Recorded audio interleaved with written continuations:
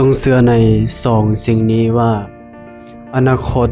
จะดีกว่าในอดีตและเจ้ามีอำนาจที่จะเฮ็ดมันตอนนี้ได้3สิ่งเจ้าสามารถเฮ็ดตอนนี้เพื่อชีวิตที่ดีขึ้น 1. หยุดมุ่งความสนใจไปที่คนอื่นหลายเกินไปอย่าเปรียบเทียบ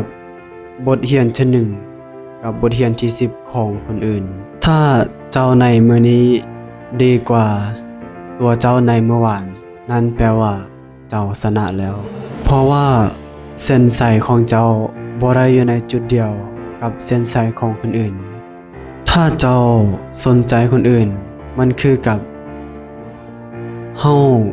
กำลังแข่งขันกันแล่นแทนที่จะเอาสมาธิ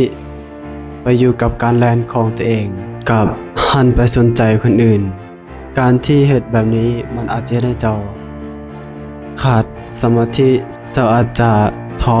หมดกำลังใจแทนที่จะเอาสมาธิไปอยู่ที่เป้าหมายของตนเองและเจ้าจะไปถึงเป้าหมายอย่างว่องไว 2. แทนที่จะเบิ่งว่าสถานการณ์พยายามที่จะทำให้เฮาแต่ลองเบิ่งว่ามันเป็นสิ่งที่พยายามสอนให้เฮาเก่งขึ้น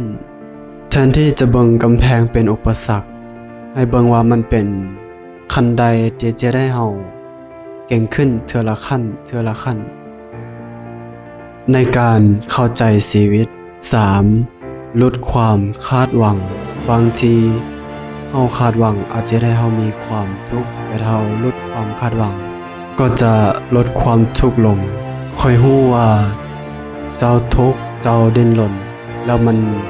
ยากที่จะคิดถึงคำว่าพวกเฮามันจะคิดเห็นแต่คำว่าตัวค่อยคนเดียวแต่อยากจะบอกว่าพวกเฮามันมีอยู่จริงมันบ่ได้หายไปไสและเจ้าบ่ได้โดดเดี่ยวเจ้าบ่ได้เป็นคนเดียวแบบนี้อยู่ในโลกและเจ้าจะบ่ได้เป็นคนสุดท้ายคนอื่นที่เคยผ่านสถานการณ์แบบนี้มาแล้วเขาเฮ็ดได้คิดว่าเฮาก็เฮ็ดได้คนที่เคยผ่านจุดนี้ไปแล้วก็จะมีความคิดสมาธิคล้ายคือกันมื้ออื่นดีกว่ามื้อวานสบายดีค่อยจีบิ